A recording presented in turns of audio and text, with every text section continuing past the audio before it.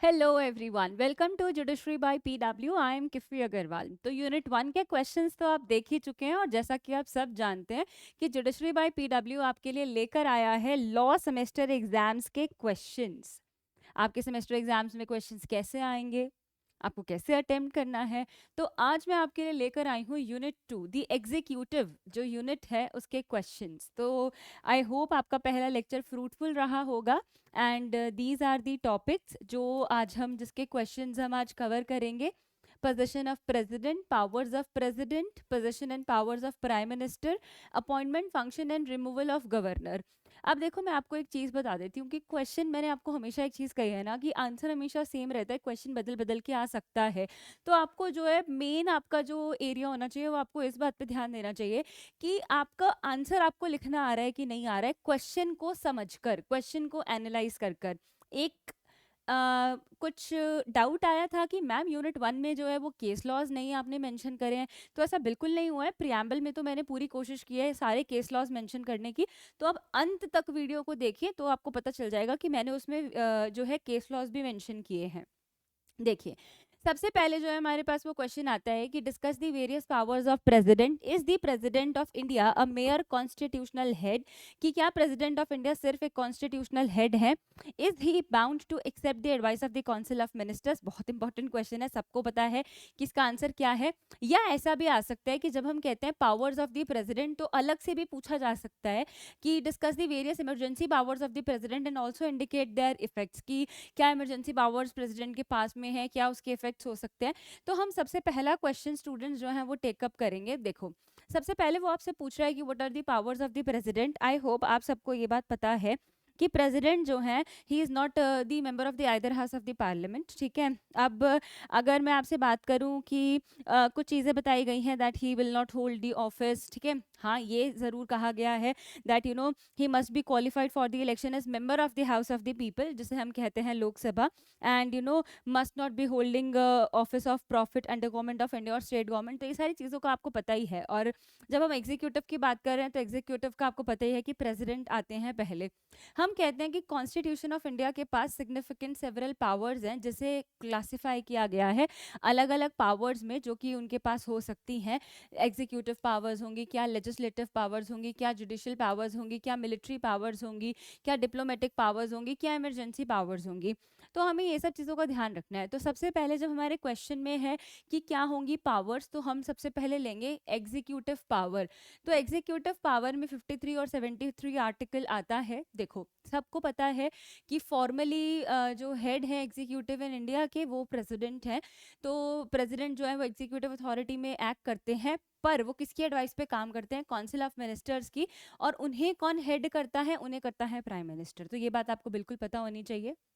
देखो, अब क्या एग्जीक्यूटिव पावर्स उनके पास है कि प्रेसिडेंट जो है वो अपॉइंट करते हैं। ठीक है, प्रेसिडेंट जो है वो मिनिस्टर्स को, गवर्नर्स को, जजेस ऑफ द सुप्रीम कोर्ट को, सबको करते हैं। ठीक है, कंट्रोलर जनरल को एंड ऑडिटर जनरल को करते हैं, बट कहीं ना कहीं रिकमेंडेशन होता है। हम कहते हैं कि प्रेसिडेंट जो है वो एग्जीक्यूटिव ऑर्डर्स भी कर सकते हैं for implementation of laws and decisions. आगे भी हम इस चीज़ को भी जानेंगे और क्वेश्चंस में भी कि क्या क्या चीज़ें जो हैं वो इसमें फॉल करती हैं।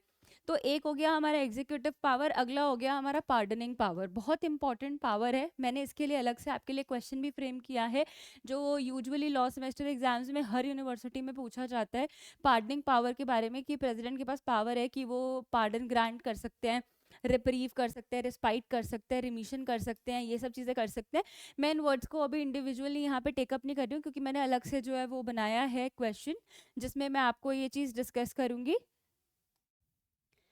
नेक्स्ट आती है लेजिस्लेटिव पावर्स। लेजिस्लेटिव पावर्स में आर्टिकल 85 है, 111 है, 124, ये सारे मैंने आपके रेफरेंस के लिए दे दिया है कि लेजिस्लेटिव पावर में क्या आता है कि बिल को असेंट देना, समन एंड प्रोरोग करना पार्लियामेंट को, बहुत इंपॉर्टेंट पावर है। ये सारी पावर जो है लेजिस्लेटिव में फॉल करती है। तो देखो, मैं आपको बता रही हूँ कि ना, बच्चे मुझसे पूछते हैं मैम कॉपी कैसे भरनी है, पन्ने कैसे भरने हैं, शीट कैसे भरना है। तो आप क्वेश्चन पे जाओ ना, वो आपसे पूछ रहे हैं पावर्स ऑफ दी बताओ प्रेसिडेंट, जितनी पावर्स हैं सबको अच्छे से बताओ। आपको और पन्ने भरने हैं तो पार्डनिंग पावर वाले जो वर्ड्स हैं उनको भी थोड़ा सा एक्सप्लेन कर दो, बहुत अच्छी चीज़ हो जाएगी आप लोगों के लिए। तो हम कह रहे हैं कि सबसे पहले है समनिंग एंड प्रोरोगिंग पार्लियामेंट। ठीक है, कि वो क्या कर सकते हैं? समन कर सकते हैं, प्रोरोग कर सकते हैं सेशन ऑफ द पार्लियामेंट को, लोकसभा को डिसॉल्व भी कर सकते हैं, बिल के लिए असेंट देते हैं वो। ठीक है, ये बड़ी इंपॉर्टेंट पावर है, आपको पता होना चाहिए। उसके बाद फिर जब आप उस क्या कहते हैं बिल को कंसेंट दे देते हैं, वो तो लॉ बन जाता है। ठीक है, फिर हम कह रहे हैं कि अगर वो बिल को क्या कहते हैं कंसेंट नहीं देते हैं, विद होल्ड कर लेते हैं, तो बेटा वो बिल जो है वो पास नहीं होता। ठीक है, इसका एक चीज़ है, मनी बिल का केस अलग है, हम अलग से उस चीज़ को पढ़ेंगे। फिर उसके बाद नेक्स्ट आती है ऑर्डिनेंस पावर की। पार्लियामेंट अगर सेशन में नहीं है तो प्रेसिडेंट जो है वो प्रोमलगेट कर सकते हैं, ऑर्डिनेंस को बना सकते हैं वो, ये बड़ी इंपॉर्टेंट पावर है। इसका सबसे अच्छा एग्जाम्पल है arbitration and conciliation act. Ordinance pass हुआ था, उसी को कंटिन्यू कर दिया गया, वो ऑर्डिनेंस जो है फिर वो एक्ट बन गया। पार्लियामेंट को एड्रेस करना, ठीक है, the another power. Judicial powers भी इनकी होती हैं कि वो पार्डन ग्रांट कर सकते हैं, जज साहब ने कोई सज़ा दी है तो वो उसको कम ज़्यादा इस तरह से चीज़ें जो है वो चल सकती हैं। ठीक है, तो एक इसमें जुडिशियल पावर आ गई। फिर उसके बाद उनके पास मिलिट्री पावर भी है कि प्रेसिडेंट को हम कहते हैं that he is the supreme commander of the Indian armed forces, कि उन्हें सुप्रीम कमांडर माना जाता है इंडियन आर्म फोर्सेस का, उनके पास सारी पावर है। ठीक है, वो वॉर और पीस डिक्लेयर कर सकते हैं, बट सिर्फ और सिर्फ कब, एक लिमिटेशन आपको हमेशा समझनी है, on the advice of council of ministers, and that two is headed by the prime minister. फिर इनके पास कुछ डिप्लोमेटिक पावर्स हैं। ठीक है, तो डिप्लोमेटिक पावर्स में जो है वो इंडिया रिप्रेजेंट करती है इंटरनेशनल फोरम्स पे, ट्रीटी साइन करती है, अग्रीमेंट साइन होते हैं। ठीक है, फॉरेन डिप्लोमेट्स होते हैं, उनके पास पावर है नेगोशिएट करने की। तो ये सारी चीज़ें जो है ये आपको ध्यान में रखनी है। आगे आ जाइए। अब प्रेसिडेंट के पास इमरजेंसी पावर भी है, तो आपको इससे एक चीज़ पता चल गई साथ साथ इसे पढ़ते हुए कि हमारे पास कितने टाइप्स ऑफ इमरजेंसी है। ठीक है, तो नेशनल इमरजेंसी है कि प्रेसिडेंट जो है वो नेशनल इमरजेंसी डिक्लेयर कर सकते हैं। कब कर सकते हैं? अगर थ्रेट है to the security of India. ठीक है, स्टेट इमरजेंसी वो कर सकते हैं। ठीक है, जब लग रहा है कि प्रेसिडेंट रूल इम्पोज हो जाता है, जब स्टेट में कुछ सब कुछ ठीक नहीं चल रहा है, बहुत इंपॉर्टेंट पावर है। और फिर फाइनेंशियल इमरजेंसी भी डिक्लेयर कर सकते हैं अगर इंडिया के फाइनेंशियल स्टेबिलिटी या क्रेडिट पर कुछ क्या कहते हैं दिक्कत है तो, राइट। अब देखो उसके बाद आता है पावर्स, आपने सारी लिख दी क्वेश्चन में, बहुत आसान है पावर्स लिखना। अब नेक्स्ट क्वेश्चन उसी क्वेश्चन में था कि is the president of India mayor constitutional head, कि क्या प्रेसिडेंट जो है वो सिर्फ एक, जो उनकी पोजीशन है वो एक सिर्फ एक कॉन्स्टिट्यूशन हेड की तरह है। तो हम कहते हैं कि बिल्कुल वो कॉन्स्टिट्यूशन हेड है, पर इसका मतलब ये नहीं है कि वो एक सिर्फ फिगर हेड है। हम ये कह सकते हैं उनके पास बहुत सारी ड्यूटीज़ हैं, उनके पास बहुत सारी पावर्स हैं, वो करते हैं कहीं ना कहीं, वो जो काम करते हैं वो काउंसिल ऑफ मिनिस्टर्स के उस पर करते हैं।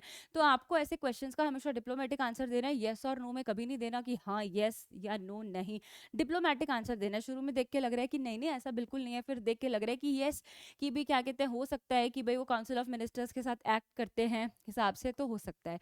तो अब आपको इस चीज़ को समझना है। फिर आप इसमें थोड़ा सा आर्टिकल 74 कोट कर देंगे कि president is bound to act on the advice of council of ministers, तो ये वाली चीज़ बता देंगे। ठीक है ना, कुछ उसके एग्जाम्पल्स दे देंगे कि कैसे कैसे ये होगा, क्या जो है वो। अब देखो मैं आपको एक चीज़ बताती हूँ। देखो हम कहते हैं कि प्रेसिडेंट जो है वो एक्ट करते हैं, ठीक है, बट कुछ चीज़ें ऐसी हैं जहां पर उनकी डिस्क्रिशनरी पावर्स भी हैं। तो हमने क्वेश्चन था कि क्या प्रेसिडेंट ऑफ इंडिया सिर्फ कॉन्स्टिट्यूशनल हेड है, हमने उसका डिप्लोमेटिक आंसर दिया, पर कि भी हाँ ठीक है काउंसिल ऑफ मिनिस्टर्स के एडवाइस पे वो जो है वो एक्ट करते हैं, बट हम कह रहे हैं कहीं ना कहीं उनकी कोई डिस्क्रिशनरी पावर्स भी हो सकती हैं। For example appointment of the prime minister, अगर किसी पार्टी को क्लियर मेजोरिटी नहीं मिली है लोकसभा में, तो प्रेसिडेंट जो है वो अपना डिस्क्रिशन यूज़ कर सकते हैं। ठीक है, और ये काम कर सकते हैं, तो आप ये भी मेंशन कर सकते हैं। डिसोल्यूशन ऑफ द लोकसभा एक अनदर उसकी डिस्क्रिशनरी पावर है, या फिर जब गवर्नमेंट जो है वो मेजोरिटी लूज कर जाए तो प्रेसिडेंट के पास अलग से डिस्क्रिशनरी पावर है। अब उसके बाद आता है कि मैंने इस चीज़ को दोबारा टेकअप किया है, मेयर कॉन्स्टिट्यूशनल हेड। हम कह रहे हैं कि उनके पास फॉर्मल पावर्स हैं, वो काउंसिल ऑफ मिनिस्टर्स के थ्रू एक्ट करते हैं, तो कहीं ना कहीं वी कैन से कि वो डायरेक्ट डिसीजन मेकर तो नहीं है, बट हाँ काउंसिल ऑफ मिनिस्टर्स जो उनको कहता है, जो कि जिसको प्राइम मिनिस्टर हेड करता है, तब वो काम करते हैं। तो आप इस चीज़ को टेकअप करके दोबारा लिख सकते हैं। अब देखो बहुत इंपॉर्टेंट क्वेश्चन आता है कि अब जो क्वेश्चन हमें पता है कि जिसका तो आंसर येस ही है, तो उसमें आपको लिखना है, उसमें आपको डिप्लोमेटिक एक्ट नहीं करना है, कभी हर क्वेश्चन में डिप्लोमेटिक एक्ट कर दो।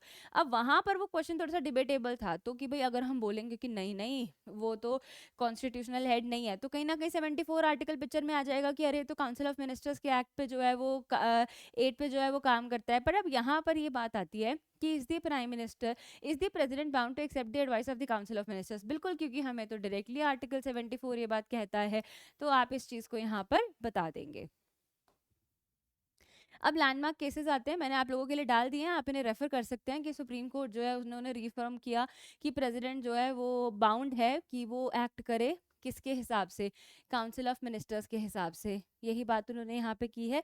एक और जजमेंट हमारे पास आता है SR Bommai versus union of India, very important judgment, कि क्या कहते हैं कि प्रेसिडेंट रूल लगा था, प्रेसिडेंट के पास पावर थी कि वो लगा सकते हैं, तो सुप्रीम कोर्ट ने कहा कि प्रेसिडेंट जो है वो हमेशा मतलब कोशिश करें कि वो कैबिनेट की एडवाइस पे ही काम करें, ठीक है। तो मतलब कि कभी भी आर्बिट्रेरी डिसीजन ना हो, फैक्ट्स को देखते हुए डिसीजन लिया जाए। उसके बाद आता है Rameshwar Prasad versus union of India, court ने फर्दर क्लैरिफाई किया कि आप काउंसिल ऑफ मिनिस्टर्स के उस पर एक्ट एड करेंगे, सेम सेम फैक्ट्स ही जो है वो लिए गए हैं, ठीक है। तो हमने इस आंसर को देखो कैसे हमने क्वेश्चन को सारा का सारा करा, इमरजेंसी पावर थी तो हमने इमरजेंसी को भी बीच में डिस्कस कर लिया था। और अगर ज़्यादा बड़ा क्वेश्चन आ रहा है, 10 मार्कर, 15 मार्कर, 20 मार्कर आ रहे हैं, तो थोड़ा सा हर इमरजेंसी को जो है वो बता देना, डिटेल में बता देना कि प्रेसिडेंट का क्या रोल होता है, कितने टाइम तक लग सकती है, ये सारी चीज़ें, तो दैट विल बी इनफ। तो हम कह रहे हैं कि अब वो प्रेसिडेंट ऑफ इंडिया जो है वो एक कॉन्स्टिट्यूशनल हेड की पोजीशन होल्ड करते हैं, ठीक है। हम कह रहे हैं कि वो काउंसिल ऑफ मिनिस्टर्स के उस पर करते हैं, ये एक्ट करते हैं उनके एडवाइस पे। हम कह रहे हैं कि उनके पास डिस्क्रिशनरी पावर्स है स्पेसिफिक सिचुएशन में, यूजुअली वो एक्सेप्शनल सर्कमस्टांसेस में जो है वो उसको यूज़ करते हैं। तो हमने कहा कि क्या कहते हैं, हमने ये सारी चीज़ें कही और हमने बता दिया कि आर्टिकल 74 भी एक चीज़ कहता है, ठीक है। और फिर आप बता देना कि लैंडमार्क जजमेंट्स जो हैं उसे क्या पता चलता है कि फिगर हेड नहीं है बट एक क्रूशल फिगर है जो कि बहुत ज़रूरी है कॉन्स्टिट्यूशनल सिस्टम के लिए, बट कहीं ना कहीं वो एक्ट और एड करते हैं काउंसिल ऑफ मिनिस्टर्स है जिससे प्राइम मिनिस्टर हेड करता है, बस साफ सीधी सी बात है। अब प्रेसिडेंट के लिए आपको छोटी सी बात पता होनी चाहिए that he should be citizen of India, ठीक है, must have completed 35 years of age, qualification मैं आपको बता ही चुकी हूँ, टेन्योर जो है वो ऑन अराउंड 5 साल रहता है, आर्टिकल 56 आपको ये बात बताता है, ठीक है। क्या वो री इलेक्शन के लिए एलिजिबल हैं कि नहीं है, अगर ऐसे क्वेश्चन आए तो आप आर्टिकल 57 मेंशन कर सकते हैं, ठीक है। जब वो रिज़ाइन करें तो वो अपना रेजिग्नेशन जो है वो वाइस प्रेसिडेंट के सामने रख सकते हैं, ठीक है। तो हाँ, उनको प्रेसिडेंट को इम्पीच भी किया जा सकता है आर्टिकल 61 में अगर उन्होंने कॉन्स्टिट्यूशन के प्रिंसिपल्स का जो है वो वायलेशन किया होगा।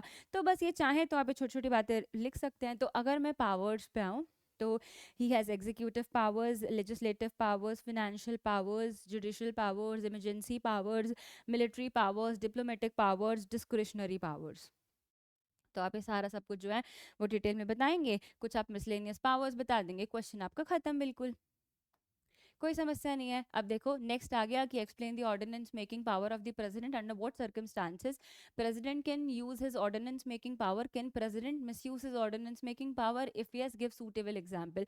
बहुत सारे जो है क्या कहते हैं लॉ यूनिवर्सिटीज़ में से क्वेश्चन आते हैं कि ऑर्डिनेंस मेकिंग पावर जो है वो कौन सी है, क्या वो उसको मिसयूज़ करते हैं, किन सर्कमस्टांसेस में लिया जाता है, सूटेबल एग्जाम्पल बताओ। तो देखो ऑर्डिनेंस मेकिंग पावर जो है वो 123 में इंडियन कॉन्स्टिट्यूशन में दी गई है, ठीक है। तो आपको इसको या समझ लेना है, आर्टिकल नंबर आपको जो है अपनी आंसर राइटिंग के लिए बेहद अच्छे से याद होना चाहिए।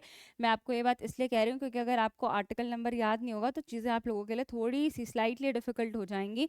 और कहीं ना कहीं बच्चे मुझसे पूछते हैं कि मैम आर्टिकल नंबर लिखना ज़रूरी होता है क्या, हमें सारे आर्टिकल याद नहीं होते। तो देखो मैं आपको सिर्फ एक ही बात कहूँगी, आर्टिकल लिखने से सिर्फ एक चीज़ होती है और वो क्या होती है, आपको नंबर ज़्यादा मिलते हैं अगर आपने सही आर्टिकल लिखा है। तो अगर आप गलत आर्टिकल लिख रहे हो तो all together a different story, पर अगर आप सही आर्टिकल लिख रहे हो तो कहीं ना कहीं जो है वो एक रिफ्लेक्ट ऐसा करता है कि चीज़ें आपको पता है।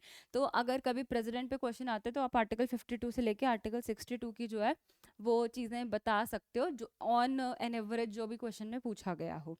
समझ में आई बात। अब आ जाओ आप ऑर्डिनेंस वाले पे कि वो प्रेसिडेंट को बताते हैं कि वो ऑर्डिनेंस कर सकते हैं इधर हाउस में अगर कोई क्या हो, ऐसा नहीं कि कभी भी कर दिया, जब पार्लियामेंट सेशन में नहीं है तब,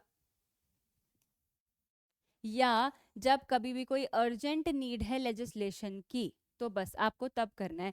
तो और वो तब कब तक रहता है, उसका सेम इफेक्ट रहता है अगर पार्लियामेंट सेशन में आ जाता है तो 6 हफ्ते तक, 6 हफ्ते के बाद वो हो जाता है, उसको एक्ट बनाना ही नहीं बनाना उनके फिर उनके हाथ में होता है, ठीक है। तो बस आपको तब करना है जब कोई जेन्युइन नीड हो, पार्लियामेंट सेशन में ना हो इस चीज़ को। तो प्लीज़ ये बहुत इंपॉर्टेंट है, इस चीज़ को तो आप रट लेना कि ऑर्डिनेंस मेकिंग में आप इस चीज़ को रट लेना। ठीक है। तो अब वो आपको कहता है कि power of the president to promulgate ordinance during recess of parliament, जब पार्लियामेंट सेशन में नहीं होता है तब जो है आप इस चीज़ को कर सकते हो। तो यही चीज़ मैंने आपको दोनों चीज़ें बताई हैं। दोबारा दोबारा आप इसको अच्छे से आर्टिकल 123 को कोट कर सकते हो और आप इसे बता सकते हो, वो 6 वीक्स वाला टाइम बता सकते हो। इसके लिए इतना काफ़ी है।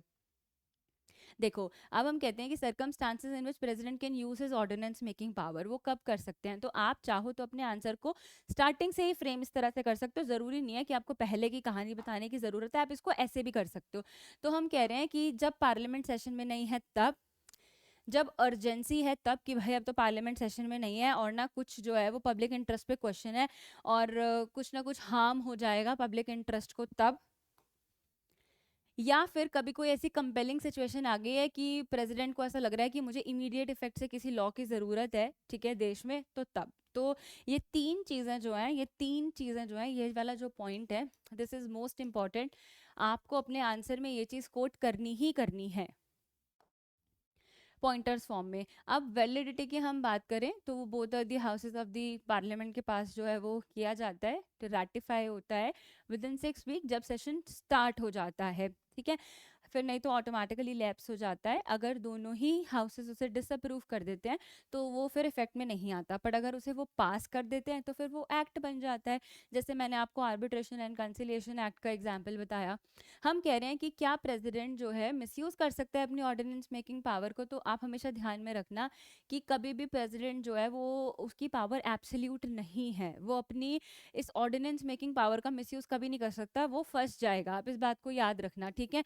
क्यों? क्योंकि दैट इज, जो भी आप ऑर्डिनेंस बना रहे हो, that too subject to judicial review, उसका जुडिशियल रिव्यू होगा ही होगा, नो मैटर व्हाट। तो ठीक है, तो अगर आप अब ना किसी भी चीज़ का जो है वो मिसयूज कर रहे हो तो वो बड़ा गलत साबित हो सकता है और उसका जुडिशियल रिव्यू होगा ही होगा, ठीक है। तो बस आप इस चीज़ को ध्यान में रखना। और एक चीज, इस चीज़ को भी ध्यान में रखना कि जो ये पावर है दैट इज नॉट एब्सोल्यूट। ये बात तो आप भी जानते हो कि कोई भी चीज़ कभी भी एब्सोल्यूट नहीं है, that too has reasonable restrictions. अब एग्जांपल्स जो हैं वो आते हैं कि पोटेंशियल मिसयूज क्या हो सकता है, फ्रीक्वेंट ऑर्डिनेंसेस जो हैं वो आ रहे हैं, ठीक है। तो हम समझ जाएंगे कि भी क्या कहते हैं कि कहीं ना कहीं आप जो है वो प्रोसेस को जो है वो मिसयूज कर रहे हो। तो कुछ पोटेंशियल मिसयूज कैसे हो सकता है, फ्रीक्वेंटली रूटीन में लेजिस्लेटिव मैटर्स पे जो है वो अगर ऐसा कुछ आ रहा है तो ये मिसयूज ऑफ पावर कहलाया जा सकता है। For example, ordinance of 2017, the government issued an ordinance to amend the finance act 2017। तो बहुत क्रिटिसिज्म हुआ था कि ये ऑर्डिनेंस क्यों लाया गया या इस सब चीज़ों के लिए। तो ऐसा नहीं है, एग्जाम्पल्स नहीं है, अगर ऐसा कुछ आता है तो बहुत ह्यू एंड क्राई होता है, जुडिशियल रिव्यू भी होता है। अब एक इसमें बड़े सारे लैंडमार्क जजमेंट है, डीसी वादा वर्सेस स्टेट ऑफ बिहार। तो कोर्ट ने इस चीज़ में हेल्ड किया कि क्या कहते हैं, it was not permissible for a government to issue ordinance as a routine और रेगुलर फीचर। बस आप इस चीज़ को कर लो, एज अ रूटीन और regular feature of the government. तो हम बस आपको क्या कह रहे हैं कि आपको उसको तभी करना है जब क्या हो, अर्जेंट नेसेसिटी हो। जब अर्जेंट नेसेसिटी हो तो तभी आप इस काम को करो, वरना मत करो, ठीक है। अब आता है RC Poudyal versus union of India. Court ने कहा कि प्रेसिडेंट के पास पावर है कि वो ऑर्डिनेंस कर सकते हैं, but that too subject to judicial review, ठीक है। जब तक जो है सेटिस्फैक्शन होना चाहिए उनका, अगर नहीं हुआ है तो फिर गलत है। केस पुता स्वामी में इनडायरेक्टली इस चीज़ को किया गया था हाईलाइट कि चेक्स एंड बैलेंसेस का सिस्टम होना चाहिए, ठीक है। एकदम से ऐसी चीज़ें पास नहीं कर देनी चाहिए। तो ये कुछ जजमेंट्स आप कोट कर सकते हो। मैं और एक चीज़ का ध्यान रखना, मैंने समझाने के लिए कंक्लूजन लिखा है, बट आपको अपने आंसर राइटिंग में ये सब कंक्लूजन वनक्लूजन नहीं लिखना है। आपको अपनी आंसर राइटिंग में एक सिंपल स्टोरी रखनी है, और वो सिंपल कहानी कुछ भी नहीं है कि आप बस लाइन में चलते रहो, हेडिंग बना बना के अंत में जब आओ तो अपने आंसर को वाइंड अप कर दो, पर कंक्लूजन नहीं लिखना, क्योंकि ये अच्छा नहीं लगता, ठीक है।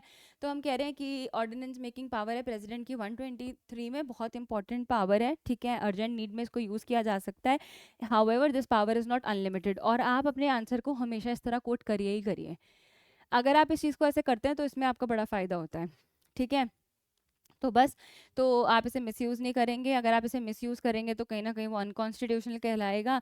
और जुडिशियल रिव्यू और रूल ऑफ लॉ के फीचर्स जो हैं कि कभी भी कोई भी अपनी पावर को आर्बिट्रेरी एक्सेसिव सेंस में यूज़ नहीं कर सकता, आर्बिट्रेरी तो कतई नहीं कर सकता। तो ये चीज़ें आप ध्यान रखेंगे। अब देखो, अब आता है कि बताओ fully the pardoning power of the president, president की पार्डनिंग पावर क्या है, ठीक है। क्या ये पावर अनब्रिडल्ड है? अनब्रिडल्ड का मतलब कि क्या ये पावर आर्बिट्रेरी है, ठीक है।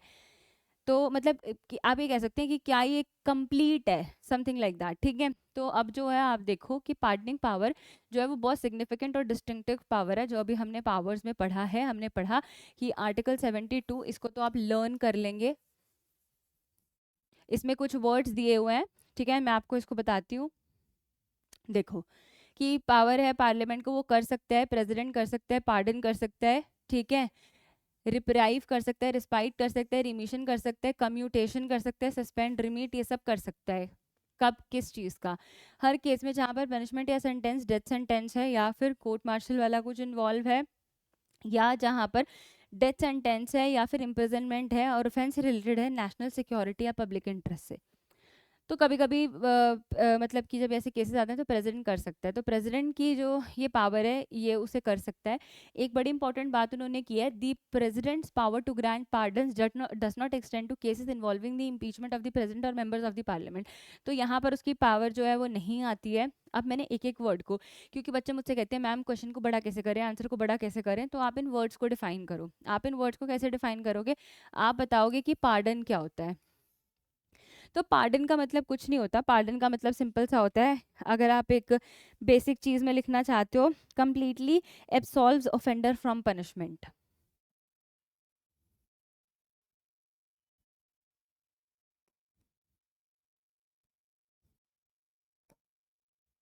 Completely absolves offender from punishment.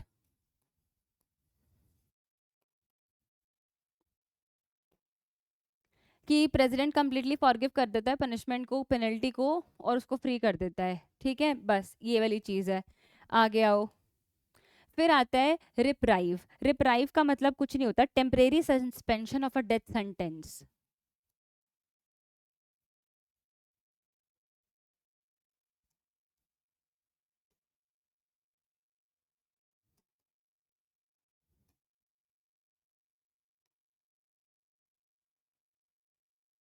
Temporary delay in the enforcement of a punishment, especially in the case of death sentence, often allow time to for appeal or other legal processes. Temporary suspension है, permanent suspension नहीं है। उस वाले में जो है वो completely set free कर रहे थे, यहाँ पर नहीं कर रहे थे। उसके बाद आता है respite। respite का मतलब होता है lesser punishment on special grounds। lesser punishment दे देना पर special grounds पे।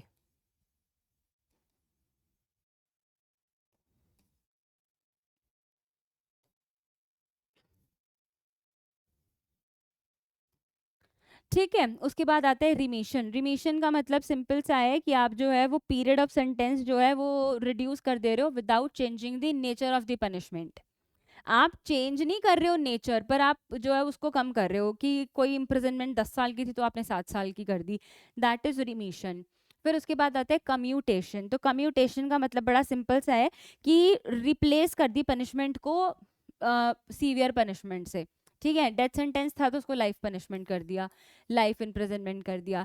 तो आपने जो है वो क्या कर दिया, रिप्लेस कर दिया पनिशमेंट को लेसर पनिशमेंट से। सब में थिन थिन लाइन डिफरेंस है। सस्पेंशन का मतलब होता है टेम्परेरिंग हॉल्टिंग अ सेंटेंस। सस्पेंशन का बहुत सिंपल सा है कि टेम्परेरी पीरियड के लिए कर दिया, वो वहां पर डेथ सिर्फ डेथ सेंटेंस के लिए, यहाँ पर ये हर चीज के लिए है। तो अब क्या है पार्डनिंग पावर का स्कोप? बिल्कुल बहुत स्कोप है कि वो जो है वो मर्सी पिटीशन हम इसे कहलाते हैं, आर्टिकल 72 की बात करता है कि कंपैशनेट क्या कहते हैं चीज़ों ग्राउंड्स पे जो है वो किया जा सकता है, अगर उनको लग रहा है कि ये पावर तब एक्सरसाइज की जाती है जब कहीं ऐसा लग रहा है कि मिसकैरेज ऑफ जस्टिस हो रहा है, या फिर अगर ऐसा कर देने से जो है वो देश में ह्यू एंड क्राई हो जाएगा, पर अब कोई आतंकी है और वो कह रहा है कि नहीं नहीं मत करो, ठीक है ना, तो फिर वो गलत हो जाता है कि भाई वो केस ही ऐसा है, प्रेसिडेंट क्यों ही पार्डन करेगा। तो अगर हम कसाब की बात करें तो शायद उसने भी लगाया था, तो वो क्यों ही उसकी पनिशमेंट को जो है वो पार्डन करेंगे, भाई इतना बड़ा गुना आपने किया है। तो for example in the cases of death penalty, president के पास अथॉरिटी है कि वो रिड्यूस कर सकते हैं सेंटेंस। कोर्ट मार्शल के केसेस में जो है वो इंटरवीन कर सकते हैं, पार्डन कर सकते हैं, कम्यूट कर सकते हैं। नेशनल सिक्योरिटी के केसेस में वो ये काम कर सकते हैं, ठीक है। अब क्या लिमिटेशंस हैं, कि सबसे बड़ी लिमिटेशन है और ये आपको पता होना चाहिए, now this is really important, no pardon for impeachment. Impeachment के केसेस में कोई पार्डन नहीं होगा, ठीक है। और यहाँ पे लिख भी दिया है that this power is not unbridled, absolute नहीं है, ठीक है, दैट इज़ नॉट एब्सोल्यूट, हमेशा रीजनेबल रेस्ट्रिक्शंस होंगे ही होंगे। दूसरी चीज़ है एडवाइस फ्रॉम द गवर्नमेंट। अगर पार्डनिंग पावर जो है वो एडवाइस किया गया है कैबिनेट के उससे, तो उनको कैबिनेट के हिसाब से काम करना पड़ेगा, वो अपने आर्बिट्रेरी डिसीजन से नहीं चल सकते। नेक्स्ट है केस ऑफ डेथ सेंटेंस। जब प्रेसिडेंट के पास पावर है कि वो डेथ सेंटेंस के केस में जो है वो पार्डन कर सकते हैं। सिमिलर पावर जो है वो 161 में गवर्नर के पास भी हमने दिया हुआ है, तो उनको उसी के अकॉर्डिंग एक्ट करना पड़ेगा।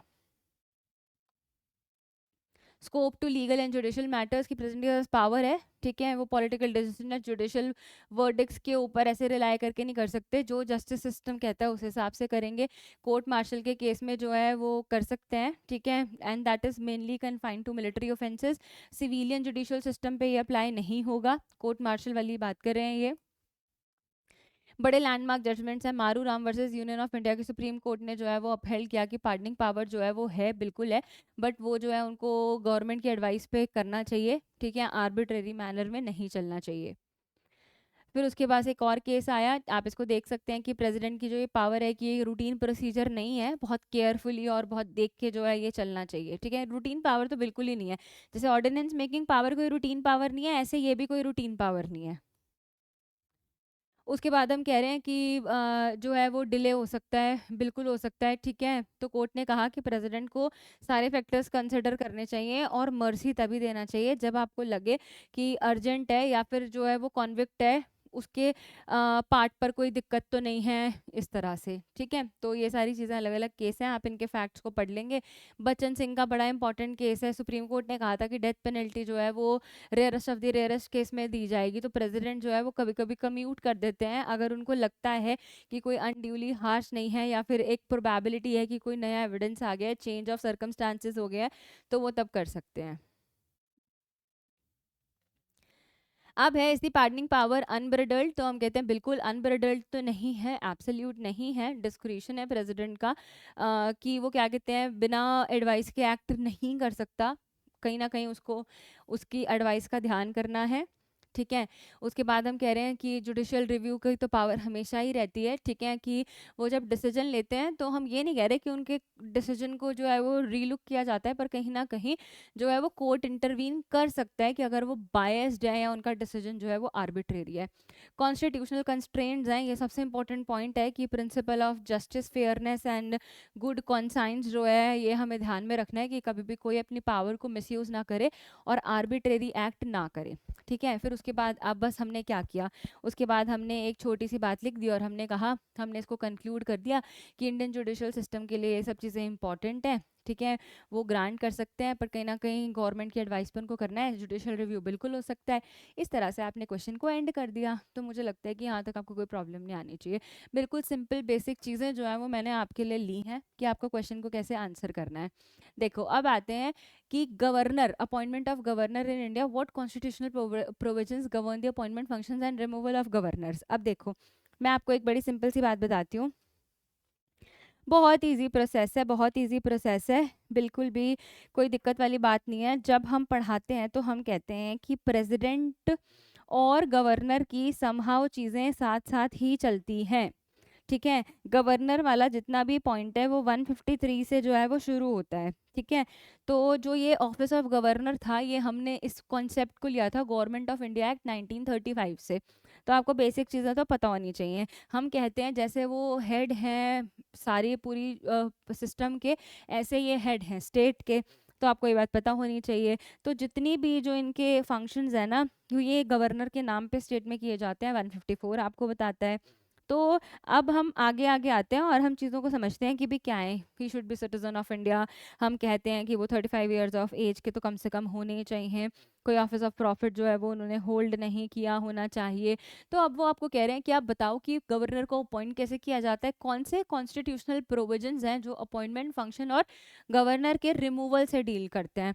बहुत ईजी है, जैसे प्रेसिडेंट का चलता है बिल्कुल सेम जो है वो वैसे गवर्नर का चलता है, आर्टिकल नंबर चेंज हो रहे हैं, मैंने आपको बता ही दिया है कि आर्टिकल 153 में जो है ये बताया हुआ है, he is act as a representative of the president of India in a state, तो स्टेट में वो एक्ट करते हैं। इनके रोल और फंक्शंस जो हैं वो पार्लियामेंट के द्वारा ही पास किए जाते हैं। तो क्या कॉन्स्टिट्यूशनल प्रोविजंस है 155 आपको बताता है कि governor of the state is appointed by the president of India.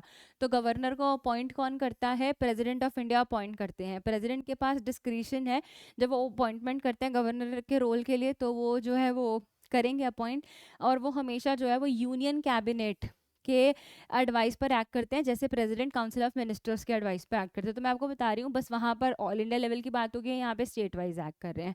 ठीक है, तो ये चीज़ हो गई। उसके बाद हम कहते हैं कि ये should be citizen of India, he और she should be at least 35 years of age, कोई ऑफिस ऑफ प्रॉफिट होल्ड नहीं करेंगे। ठीक है, कोई फिक्स टर्म नहीं होता, यूजुअली ऐसा कहा गया है कि हाँ ठीक है 5 साल हैं, बट ऐसा कोई फिक्स टर्म नहीं है, ज़्यादा भी हो सकते हैं। ठीक है, तो it is at the pleasure of the president, और कभी भी उनको रिमूव किया जा सकता है प्रेसिडेंट के द्वारा। अब देखो क्या पावर्स और फंक्शंस हैं, तो सेम जैसे उनके चल रहे थे वैसे ही इनके चलेंगे, कि इनके पास एग्जीक्यूटिव पावर है, सेम वैसे ही चलेंगे, आर्टिकल नंबर बदल जाएंगे, ऑल इंडिया लेवल से स्टेट लेवल पे चीज़ें आ जाएंगी। 154 कहता है कि उनके पास एग्जीक्यूटिव अथॉरिटी है, स्टेट में वेस्ट करती है गवर्नर की तरह। वो जो है चीफ मिनिस्टर को और अदर मिनिस्टर्स को जो है वो अपॉइंट करते हैं, बट वो उन्हीं की एड और एडवाइस पे जो है वो काम करते हैं। हमने कहा कि उनके पास जो है वो की ऑफिशियल्स हैं उनके स्टेट में, advocate general, state election commissioner, controller and auditor general of the state, जैसे वहाँ पर इंडिया के थे। क्या लेजिस्लेटिव पावर्स है, जैसे प्रेसिडेंट को थे, वो यहाँ पे क्या कर सकते हैं? समन कर सकते हैं, प्रोरोग कर सकते हैं, डिसॉल्व कर सकते हैं स्टेट लेजिस्लेटिव असेंबली को। ठीक है, तो सेम पावर्स हैं, बिल को रिजर्व कर सकते हैं। इनके पास भी पार्डनिंग पावर भी है। अभी आप देखना, हाँ कर देंगे तो बिल जो है वो बन जाएगा, विद होल्ड कर लेंगे तो बिल जो है वो रिजेक्ट माना जाएगा। जुडिशियल पावर्स हैं कि वो पार्डन ग्रांट कर सकते हैं, और ये याद रखिएगा 161। तो मैं आपको बता दूं, प्रेसिडेंट का था 72, गवर्नर का है 161।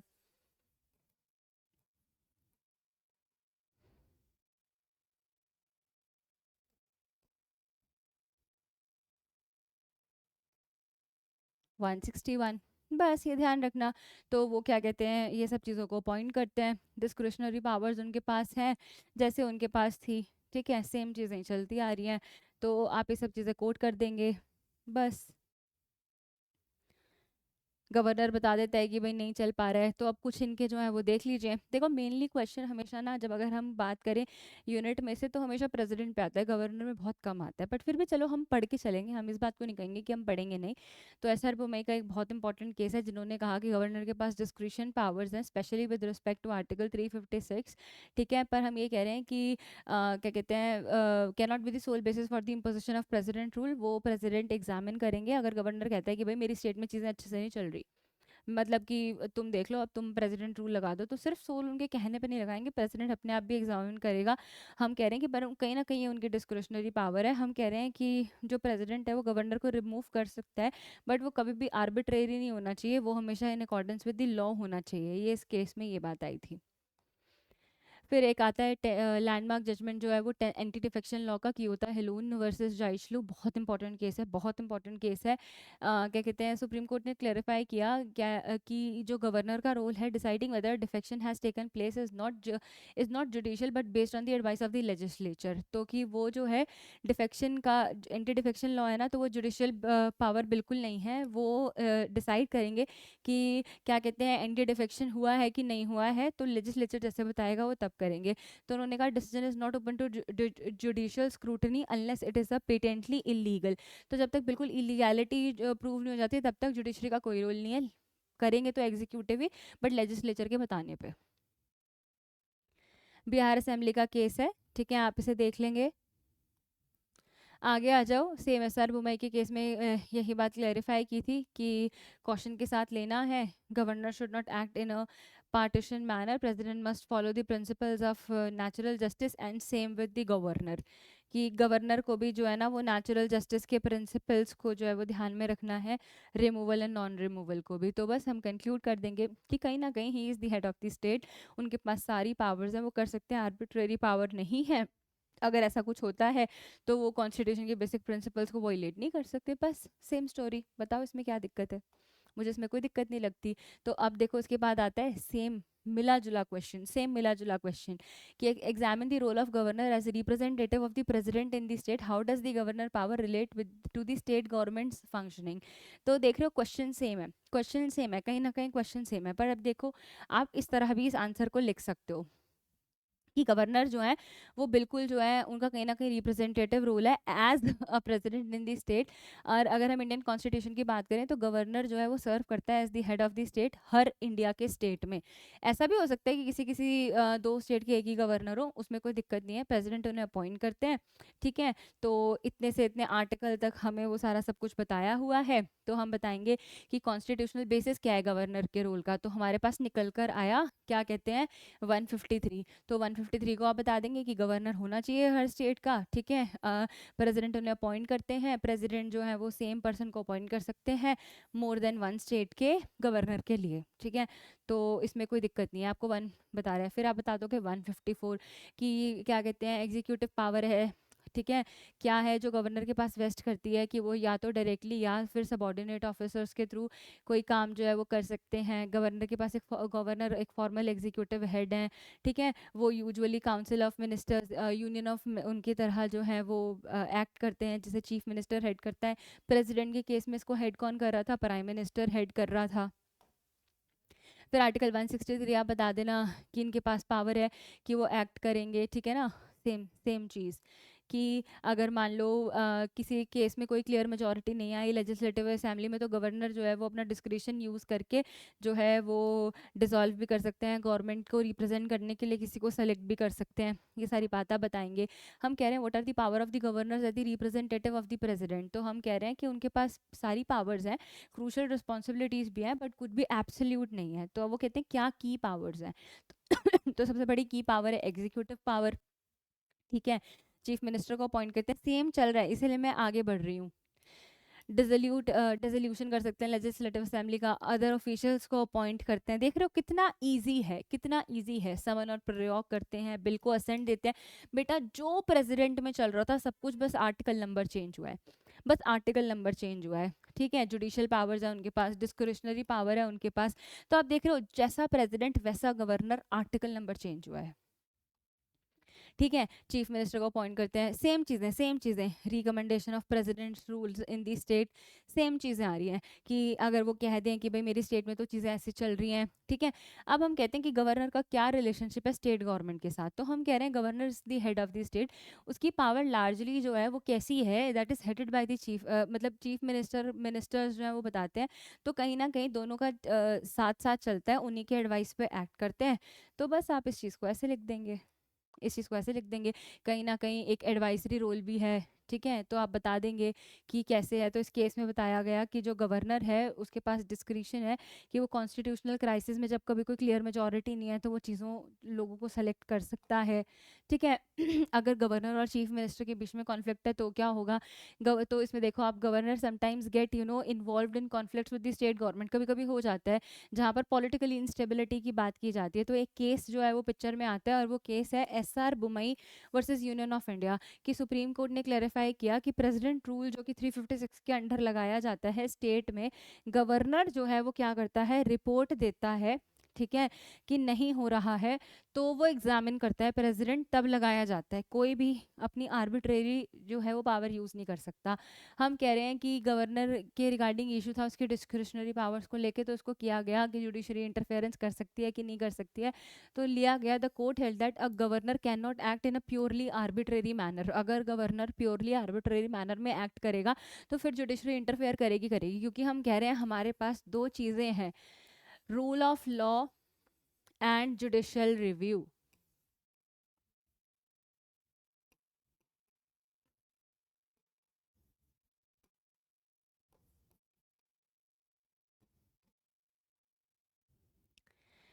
लैंडमार्क केसेस को देख लो, SR बुमई के केसेस को देख लो। ठीक है, कि ऑब्जेक्टिव फैक्ट्स पे होना चाहिए, पॉलिटिकल कंसिडरेशंस पे बिल्कुल बेस्ड नहीं होना चाहिए, इम्पार्शियल मैनर में वो बिल्कुल डील नहीं करेंगे। फिर उसके पास आता है आर के सब्बरवाल का केस, कि आपको ये जो है वो ध्यान में रखना है कि कोई भी जो है कॉन्स्टिट्यूशनल वायलेशन नहीं हो रहा, गवर्नर जो है वो इम्पार्शली एक्ट नहीं कर रहा।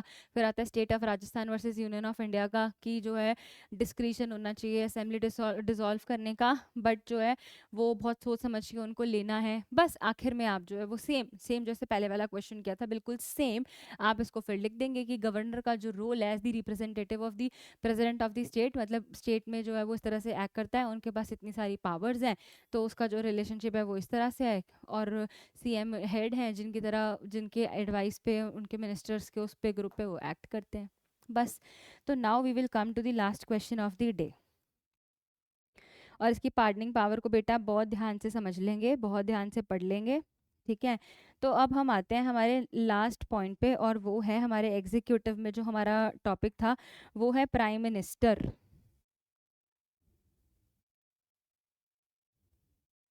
दैट इज प्राइम मिनिस्टर, ठीक है। तो अब आ जाओ, मुझे ऐसा लगता है कि आप लोगों को अभी तक समझ में आया होगा। मैंने आपके लिए मॉडल आंसर बना के ही इसलिए दिए हैं कि आपको दिक्कत ना आए और आप सारी चीज़ें आर्टिकल और केस लॉज के समेत जो है वो मेंशन कर पाएँ।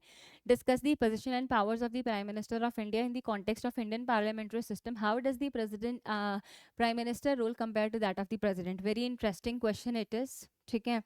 तो अब देखो position and powers of the prime minister किस तरह से है। प्राइम मिनिस्टर जो है वो क्या है, is defined by the Indian constitution as a key element of the Indian parliamentary system. और आप अपने आंसर को जो है वो ऐसे ही शुरू करेंगे। तो office of the prime minister is central to the functioning of the executive branch and the prime minister plays a important role in the Indian political system. Prime minister तो बहुत इंपॉर्टेंट रोल प्ले करते हैं, आप सब जानते हैं, आप सब देख भी रहे हैं, ठीक है। तो अब कॉन्स्टिट्यूशनल बेसिस क्या है, तो आप ध्यान से देखिएगा, द पावर और responsibilities of the prime minister of India derive from the constitution of India, particularly from article 74 and article 75। These article set the framework of prime minister role as a part of the executive branch, ठीक है। तो 74 हमें क्या बताता है, that president of India shall act, एक second एक second एक सेकेंड एक सेकेंड एक second, give me a minute, give me a minute, there is some confusion. मैं मुझे ऐसे लग रहा है कि कुछ कंफ्यूजन है, give me a minute.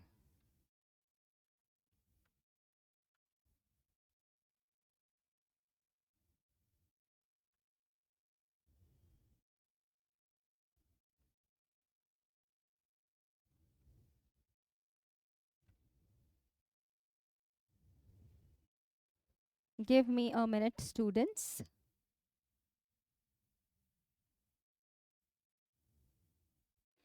Hmm. Yes yes yes, right right right, बिल्कुल ठीक है, बिल्कुल ठीक है, ठीक है। तो ये बिल्कुल ठीक है। तो क्या कहते हैं, प्राइम मिनिस्टर जो है वो उन सबको कलेक्टिवली रिस्पॉन्सिबल है, बिल्कुल ठीक है, ठीक है। 75 हमें बताता है that prime minister shall be appointed by the president, बिल्कुल उन्हीं को करता है, ठीक है। वही उसको करते हैं, की लीडर उनको माना जाता है, काउंसिल ऑफ मिनिस्टर्स के वो हेड होते हैं। क्या पावर्स हैं, अब देखो आते हैं हम कि पावर्स क्या है। एग्जीक्यूटिव पावर्स जो हैं वो ये हैं that he is the head of the government, exercise executive powers in the formulation and implementation of policies. The prime minister play a central role in setting the government agenda. वो foreign policies, अब आप मोदी जी को देख लीजिए ना, वो क्या क्या काम करते हैं। प्रेसिडेंट का रोल, एडवाइस पावर्स आपको सब पता चल जाएगा, ठीक है। तो वो कंट्री को रिप्रेजेंट करते हैं कहाँ पर, डोमेस्टिक और इंटरनेशनल फोरम्स पर प्रॉपर फंक्शनिंग जो है वो करते हैं, ठीक है। वो प्रेसिडेंट को एडवाइस करते हैं कि किन की ऑफिशियल्स को अपॉइंट करना चाहिए, किन सीनियर गवर्नमेंट ऑफिसर्स को अपॉइंट करना चाहिए। तो बिल्कुल बहुत इंपॉर्टेंट है। देखो प्रेसिडेंट जो है वो एक है हमारे हेड, बिल्कुल वो हैं, वो कॉन्स्टिट्यूशनल हेड है, बट वो कोई भी काम करते हैं वो करते हैं on the advice of ministers. और उनको हेड कौन कर रहा है, उनको हेड कर रहा है हमारे प्रधानमंत्री, प्राइम मिनिस्टर, ठीक है। तो अब देखो क्या लेजिस्लेटिव पावर्स हैं, कि बड़ी बड़ी क्रूशियल पावर्स हैं। He is the supreme, with parliament is the supreme legislative body, तो वो बहुत सारे काम करते हैं, ठीक है। As the majority of leader of the Lok Sabha हैं, एक्टिव रोल देखते हैं, फोरम्स में रिप्रेजेंट करते हैं। तो ये सारी चीज़ें आप उनको बताएंगे, आप बताएंगे उनका एडवाइजरी रोल है, बिल्कुल है, क्योंकि वो जो है वो एडवाइस देते हैं प्रेसिडेंट को, ठीक है। तो ये सारी चीज़ें आप करेंगे। इसमें जो है एक केस है Minerva mills versus union of India, जिन्होंने अंडरलाइन किया supremacy of the constitution over executive advice कि क्या कहते हैं कि वो एडवाइस करते हैं तो कब कैसे उसको माना जाएगा। फिर वो कहते हैं कि appointment powers, prime minister plays a key role in the appointment of the other minister governor. क्यों ये यहाँ पे इंपॉर्टेंट है? क्योंकि वो प्रेसिडेंट को एडवाइस करते हैं, क्योंकि ही एडवाइस प्रेसिडेंट, ठीक है। सिग्निफिकेंट इन्फ्लुएंस है उनका अपॉइंटमेंट ऑफ जजेस का, हाई कोर्ट सुप्रीम कोर्ट का, ठीक है। तो हालांकि process is largely based on the collegium, और आजकल तो कितना डिबेट हो रहा है एनजेसी होना चाहिए कोलिजियम होना चाहिए, तो ठीक है। तो इस चीज़ का आप ध्यान में रखेंगे। अब प्रेसिडेंट प्राइम मिनिस्टर के पावर पर क्या जो है वो लैंडमार्क पावर्स हैं, तो के वर्मा जो है वर्सेस यूनियन ऑफ इंडिया का एक केस है। उन्होंने कहा कि इस केस ने क्लैरिफाई किया कि प्राइम मिनिस्टर जो है वो एडवाइस करेंगे प्रेसिडेंट को, वो उन पर बाइंडिंग होगी। किन पे बाइंडिंग होगी? प्रेसिडेंट पर बाइंडिंग होगी। और जो है जब ये सब वो काम करते हैं तो वो उनको करना चाहिए प्राइम मिनिस्टर और काउंसिल ऑफ मिनिस्टर्स की। तो ये प्राइम मिनिस्टर की पावर को और स्ट्रॉन्ग कर देता है, उनकी पावर्स को और स्ट्रॉन्ग ही तो कर रहा है। फिर हमारे पास दोबारा अगेन एसआर बुमाई का ही केस आता है कि पावर है प्राइम मिनिस्टर और काउंसिल ऑफ मिनिस्टर्स की, वो एडवाइस करेंगे किसको? प्रेसिडेंट को, and that is totally based on the collective responsibility. तो कोर्ट ने कहा president must respect the advice given by the prime minister specially in the relation to the dissolution of the state government और imposing president rule. तो वो बहुत ध्यान से जो है ये सारी चीज़ें सुनेंगे कि लगाना है नहीं लगाना है, क्योंकि वो इंटरनेशनल और डोमेस्टिक लेवल पे रिप्रेजेंट कर रहे हैं। तो आपको ध्यान में रखना है कि भाई कोई भी चीज़ जो है वो ऐसे ना हो, आर्बिट्रेरी मैनर में ना हो। सुप्रीम कोर्ट ने इसमें कहा इंदिरा गांधी वर्सेस राजनारायण के केस में कि प्राइम मिनिस्टर जो एडवाइस देते हैं वो क्या कहते हैं पर्टिकुलरली जो है कंसर्न करे एग्जीक्यूटिव ब्रांच को। इनके केसेस को आप बहुत डिटेल में जुडिशरी के लिए पढ़ सकते हैं, लॉ के सेमेस्टर एग्जाम्स के लिए आपको केसेस को बहुत डिटेल में नहीं पढ़ना है। कुछ पर्टिकुलर कॉलेजेस में जो है वो केसेस को बहुत ज़्यादा करके आता है, बट मुझे नहीं लगता कि इन केसेस पे आएगा। जैसे केशवानंदा भारती हो गया, ठीक है, और कुछ केस हो गए, गोलकनाथ हो गया, इस तरह के केसेस पे क्वेश्चन यूजुअली आ सकता है, बट इन केसेस पे इतने क्वेश्चंस नहीं आएंगे। तो जो इंपॉर्टेंट लैंडमार्क जजमेंट्स है उनको आप थोड़ा सा, और उन्हीं के डोमेन से, आर्टिकल 13 से कोई निकल के आ रहा है, आर्टिकल 21 से कोई निकल के आ रहा है, के S Puttaswamy versus union of India, या राइट टू लाइफ और पर्सनल लिबर्टी पे कुछ और आ रहा है, तो वो सब चीज़ों को आप ध्यान में रखेंगे। पर लॉ के सेमेस्टर एग्जाम्स के लिए इन केसेस पे ज़्यादा फोकस करने की ज़रूरत नहीं है। अब हमने कहा था कि प्रेसिडेंट ऑफ इंडिया से क्या उनकी पावर डिफर करती है, तो बिल्कुल पावर डिस्टिंक्ट है। President being the head of the state, prime minister being the head of the government. और मैं आपको बता देती हूँ मैंने क्वेश्चन इसके साथ क्यों लिया है बेटा। मैंने एक क्वेश्चन इसके साथ इसलिए लिया है क्योंकि कभी कभी पेपर में पूछा जाता है difference between prime ministers powers and president power, पर मैंने इसको बता दिया कि दोनों के बीच में क्या कंपैरिजन है, ठीक है। तो आओ, अब हमने कहा कि वो सेरेमोनियल हेड है, ये हमें पता चली गया है, ठीक है, कि प्रेसिडेंट के पास जो है वो real executive powers are exercise by the prime minister and the council of ministers, तो वो फॉर्मल रिप्रेजेंटेटिव हैं। दूसरी बात कहते हैं कि प्राइम मिनिस्टर जो है he is the leader of the majority party in the Lok Sabha and head of the government, ठीक है। प्राइम मिनिस्टर जो है वो सिग्निफिकेंट एग्जीक्यूटिव पावर्स जो है वो देखते हैं, बट प्रेसिडेंट की लार्जली पावर जो है वो तब होती है जब प्राइम मिनिस्टर उनको एडवाइस करते हैं। एग्जीक्यूटिव पावर क्या है प्रेसिडेंट की, कि आर्टिकल 53 बताते हैं कि executive powers of the president are exercise by the president themselves, ठीक है। कहीं ना कहीं ऑब्वियसली उनको वो एडवाइस करते हैं, पर प्राइम मिनिस्टर जो है he is the head of the government, तो प्राइम मिनिस्टर जो है वो एग्जीक्यूटिव अथॉरिटी को देखता है, डिसीजंस बनाता है, नेशनल इंपॉर्टेंस और की रोल प्ले करता है, क्योंकि वही तो फिर वो प्रेसिडेंट को एडवाइस करता है ना, तो उसको सब कुछ देखना पड़ता है। लेजिस्लेटिव पावर्स आते हैं कि फॉर्मल पावर समन और पार्लियामेंट को डिसॉल्व करने की है प्रेसिडेंट के पास, वो बिल को असेंट भी दे सकते हैं, बट ये भी तब होता है जब प्राइम मिनिस्टर एडवाइस करता है, काउंसिल ऑफ मिनिस्टर्स एडवाइस करते हैं।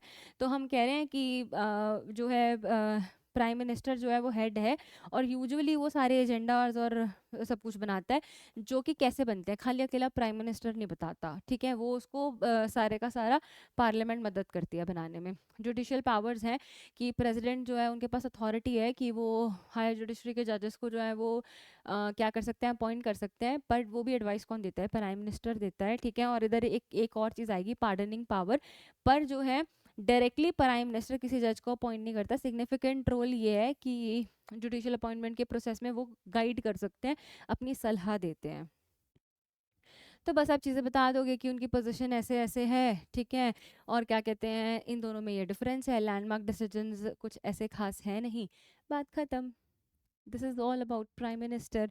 तो अगर अब मैं आपसे बात करूं कि आप प्रेसिडेंट के बारे में आर्टिकल 52 में पढ़ा, प्राइम मिनिस्टर के बारे में 74 में पढ़ा, वहाँ पर आपने 153 में पढ़ा, तो चीज़ें आप अगर ऐसे मेंशन कर देंगे तो आपको लॉ सेमेस्टर एग्जाम में बिल्कुल दिक्कत नहीं आएगी। मैं आपको एक चीज़ बता देती हूँ, जुडिशरी बाय पीडब्ल्यू का होल एंड सोल मोटिव कुछ नहीं है, सिर्फ इतना सा है कि आप अपने लॉ सेमेस्टर एग्जाम्स में आंसर लिख पाएँ। अगर आप आंसर नहीं लिख पा रहे हैं तो कहीं ना कहीं इसमें there is a failure on your part कि आप चीज़ें समझ नहीं पा रहे हैं। इसीलिए हम आपके लिए यूनिट वाइज सेलेक्टिव क्वेश्चंस और जो है मॉडल आंसर लेकर आए हैं, जिससे आपकी मदद हो पाए। तो आई होप आपको ये लेक्चर अच्छा लगा हो। आप मुझे कमेंट बॉक्स में बताएंगे, अगर कोई आपकी क्वेरी होगी तो आप कमेंट बॉक्स में लिखेंगे, मैं उसको आंसर करूँगी। और नेक्स्ट लेक्चर में टॉपिक शुरू करने से पहले, क्वेश्चन कराने से पहले मैं आपकी क्वेरी को आंसर करूँगी। Thank you so much, take care everyone. बहुत ही जल्द आएंगे तीसरी यूनिट के साथ। Take care.